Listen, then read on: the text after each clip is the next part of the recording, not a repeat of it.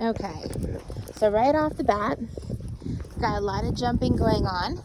Right now, I'm going to ignore that behavior, see how long it takes, if it will naturally subside. With some dogs, if you don't give attention to it, they will eventually stop.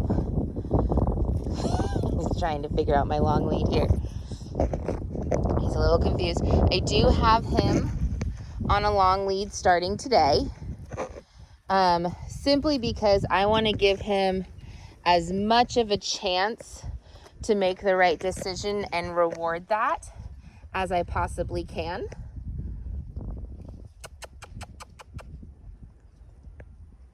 Hi!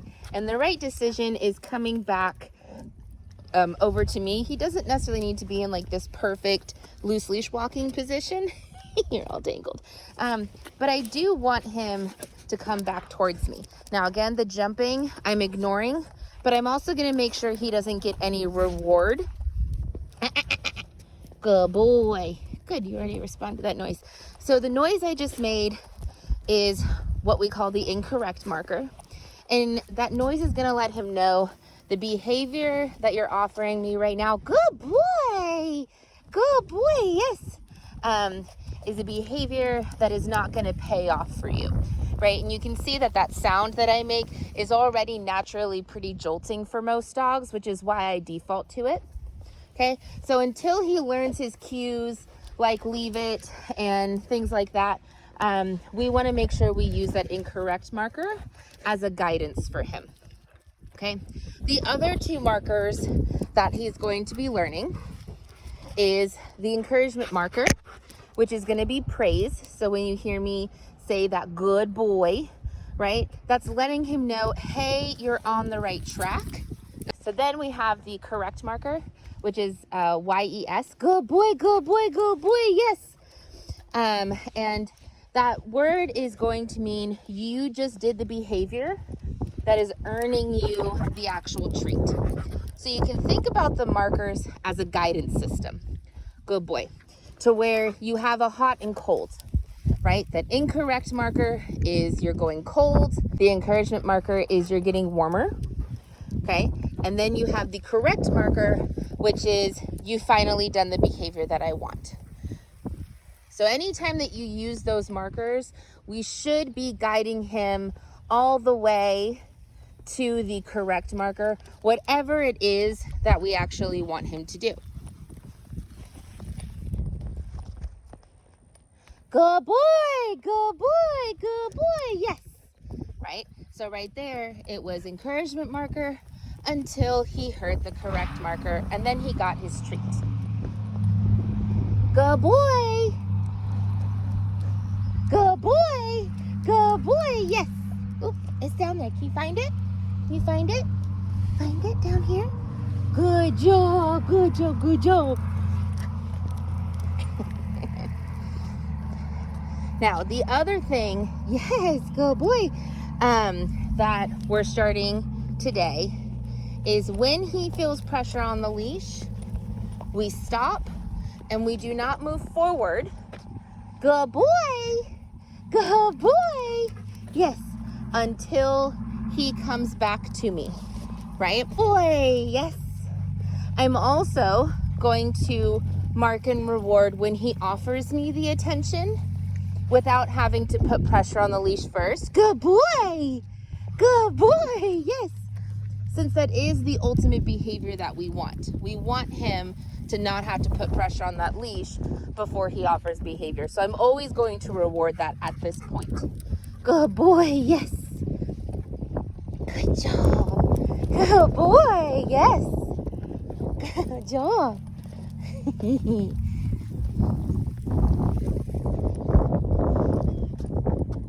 Good boy. Good boy. And again, what this is starting to teach him is that that pressure has a meaning. And that pressure means we no longer move forward. We no longer go in the direction we're attempting to go. And instead, you come back and you offer attention to your handler. Now I do have a vehicle coming up, so I'm going to go ahead and shorten my lead.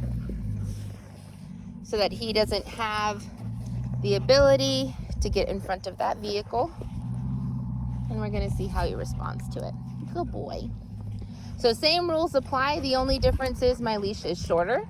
So if he applies pressure, I'm gonna stop. Good boy, yes. Good boy. Now, here's something where I'm not gonna pull him forward. Yes, I'm gonna wait for him to think about it. Yes, and then I'm gonna mark and reward. Boop. Yes, for him offering me the attention. Now that the car's passed, I'll go ahead and start letting that leash go longer. Yes. But again, continuing to reward the same way. So when you guys take him on walks, anytime he's on a leash, right now, good boy. This is the main thing I want you guys to focus on. If you don't want to have to stop too many times, a longer leash is going to work in your favor. You want to make sure you have a lot of treats on you. Keep in mind that when you guys are rewarding him, you want the treats to be something he tastes, not necessarily something that's going to make his belly full. So something small, right, about the size of a pea is a good size. And as much as you can, that jumping behavior, a lot of us, what we want to do is we want to say no, we want to push the dog off. But when we do that, what we actually end up doing is creating a scenario where the dog is getting exactly what they want, which is attention, right? So the very first thing that needs to happen is we need to start showing him that that behavior no longer gets him attention. And if you have to actually like leave the room and close the door behind you to show him that that's going to make you guys disengage from him instead of go towards him, good boy, then go ahead and do that in your house. Good boy, yes, good job.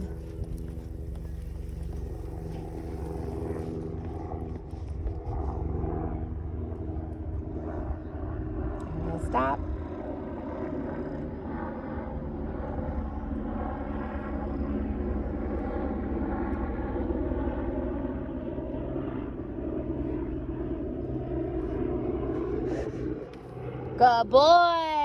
Good boy. Yes. I also like to start on a long lead because this helps with recall later. Every time that you're practicing that coming towards you from a far distance, it really does end up helping the dog understand that recall later on when we work on it, because he's practiced the behavior of coming towards you from that far distance and responding to that encouragement marker from the distance coming towards you as well. So it just helps them learn that cue a bit faster. So if you want to get a long lead like this, let me know and I will send you the Amazon link of the one that I use. Right now he is on a slip lead, and he will be on a slip lead working with me, yes, until he's ready to graduate to the next form of training collar. Good boy. Now, anytime that he wants to stop and process something, right now I'm going to allow him to stop and process. I want him to learn while we're on our walks for him to use his brain. And a part of that is actually paying attention to distractions. And the more that he does that, the more tired he's going to be. Puppy, good boy! At the end of the walk. Good job. Okay. As well, good boy. So the more he pays attention to those distractions, the more he's going to mentally process, so he'll be more tired at the end of the walk. But the other thing that it does is it gives him the opportunity to realize that these distractions don't actually mean anything to him, right? They're about as important to his life as a rock on the ground or a leaf that's passing by. And unless we give him some sort of cue to go say hi, or to go investigate, it's really not something he needs to pay attention to, because it's not going to affect him. And we learn that as we grow, because we have the ability to process. When we see a person, we know it's a person. When we see a dog, we know it's a dog, right? But if we saw some creature that we've never seen before, and our entire life we're told to stay away from that creature without really being able to process it, because we're always told to just run away, right? Think about how people are terrified of bees or snakes or spiders, even if they've never had a bad experience. It's because they've been told that that thing is dangerous and you need to disengage from it and get away from it as fast as possible, right? So whenever we give him that negative reinforcement, good boy, when he sees something, that's the mindset he's going to have towards that thing. And we don't want that, right? We want him to be neutral, not to have an emotional response.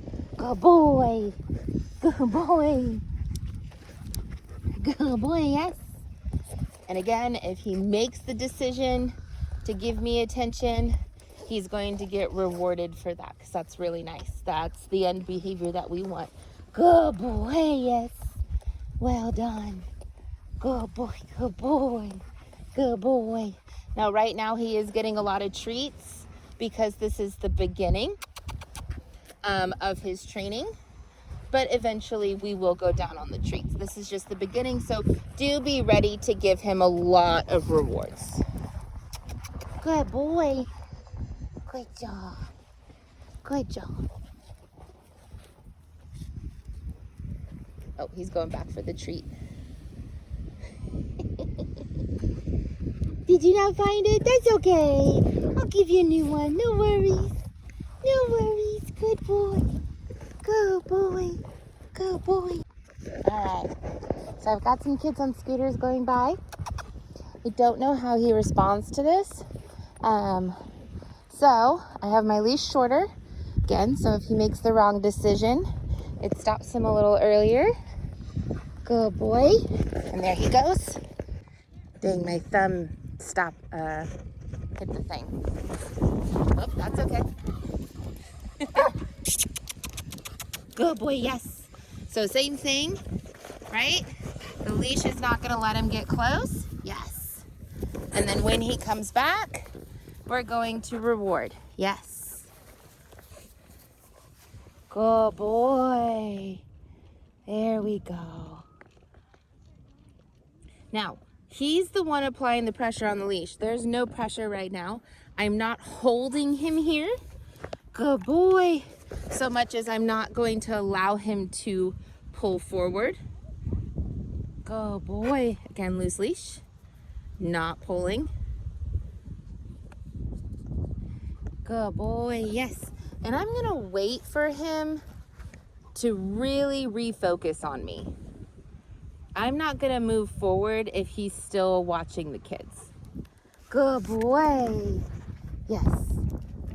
Good boy. Good boy, yes.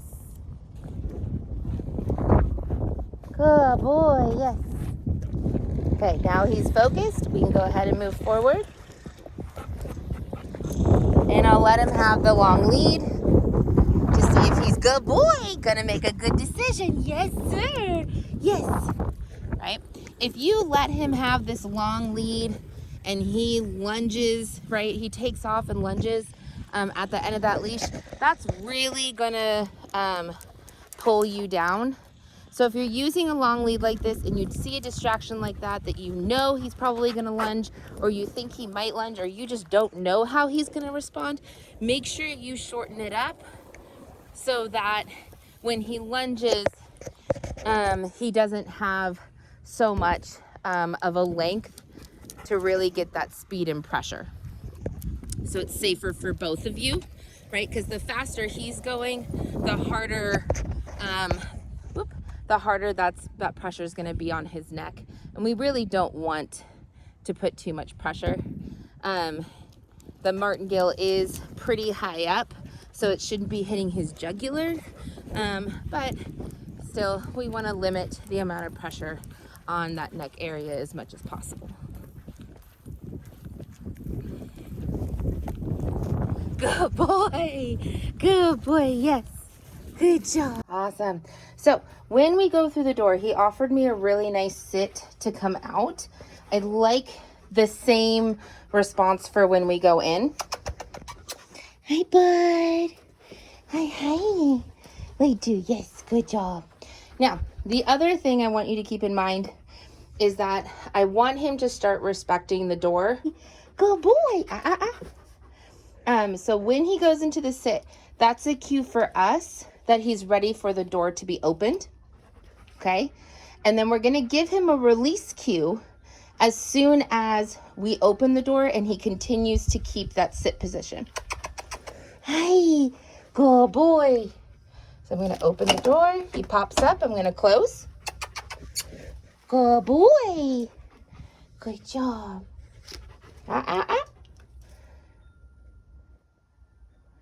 What do you think?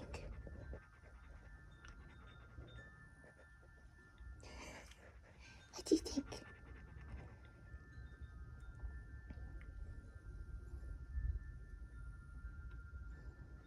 I know family's inside too. That's even harder.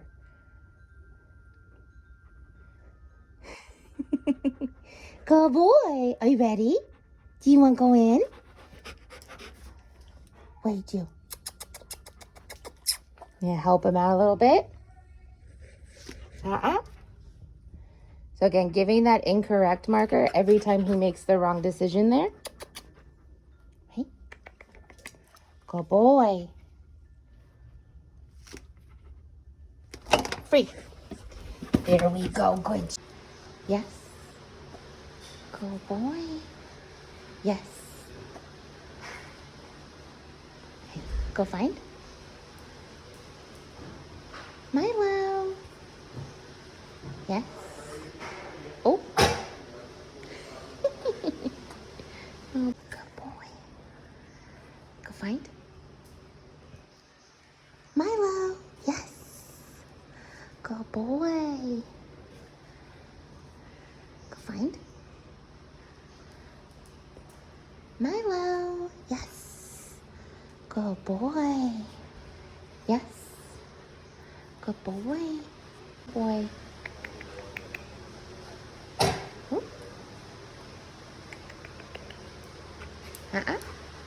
Yes. There you go. That's a good boy. Go find. Yes. Good boy.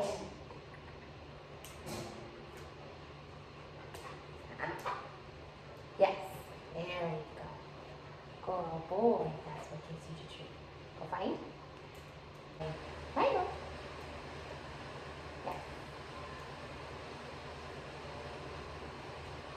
Yes. Good boy. Go find. Milo. Yes. Good boy.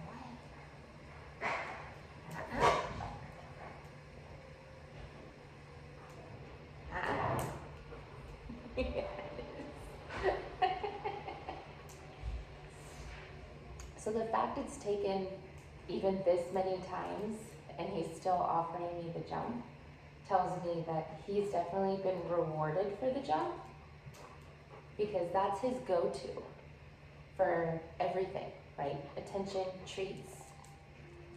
So we really need to make sure that everyone in the household is no longer rewarding, yes, that jump.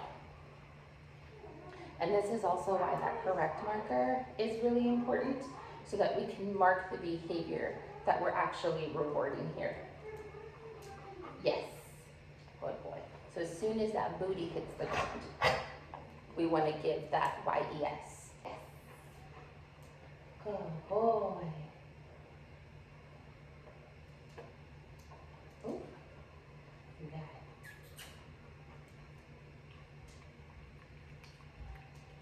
Yes. Good job. Good job. Well done. Good boy. Good boy. Good boy. Good boy. Go fight. Good boy. All right. Let's move on.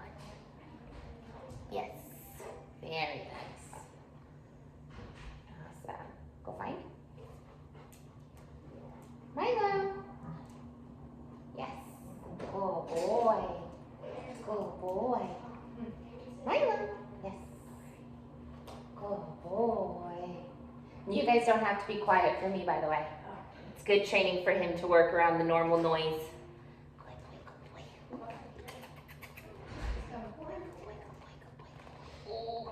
All right, so we're gonna start with the booty. Good. And down, yes. Good boy. And I like to give multiple treats for keeping the position and then giving a release word, free. Good boy. Hold that down. And down to the ground, yes. Good boy.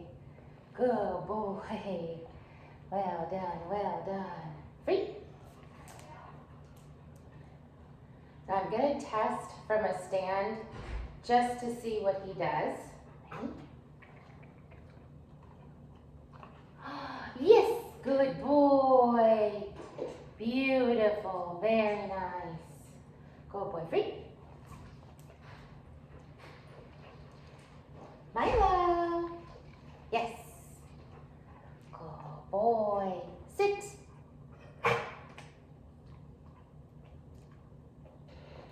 Yes, good boy. Very nice.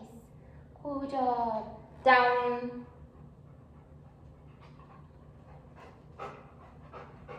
Yes, good job. All right, gorgeous. You know those cues. Good boy. Good boy. Free. Awesome. So the big thing with this mat right now is we don't want him to have constant access to this. Okay, stop your mom to pick it up. Oh boy, Okay. And when you start, he's like, what? The first thing I'm gonna do is mark as soon as he interacts with the mat. So whether that's a step on or a sniff, something.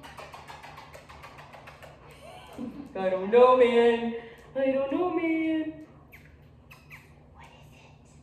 What is it? What is it? Yes! There we go. So I've got a little sniff there. And then I'm going to toss a treat away to reset. And same thing. Going to encourage him to want to check it out. What is that? What is it? Yes! Good boy! Good boy. Now he already got himself off the mat. Yes. So I don't have to reset him there. Yes. Good boy. Now reset. Milo. Good job. Good job. Yes. Good boy, smarty pants. Oh, and we're going to sit on it. Good job. And we're going to lay down. Look at you. Oh, you gotta swallow. Better too. Oh boy. They get stuck on the tongue and then they breathe and it hits the back of their throat. Good boy. Good job. Good job. Good job. Breathe. Good boy. Good boy. Oh. What do you think? Oh. We're not sure. Awesome. So every once in a while, I'll stop giving my dogs directions and see what they're going to offer me, because I want them all to think without me having to constantly tell them what to do.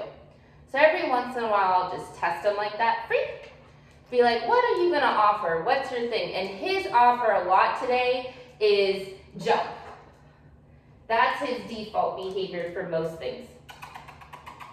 You can do it. Good boy, good boy, good boy, good boy, good boy. Oh, and we got off. Good boy, good boy, good boy, yes. And that's okay. He'll learn other default behaviors, and then that one will slowly start to go away. Yes.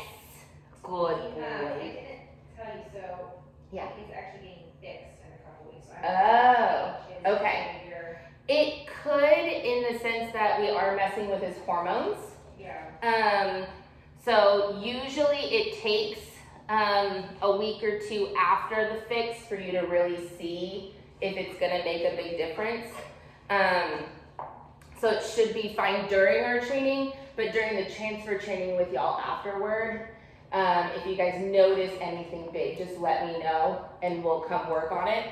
But the good thing is we're gonna get a good foundation of most of this stuff before then.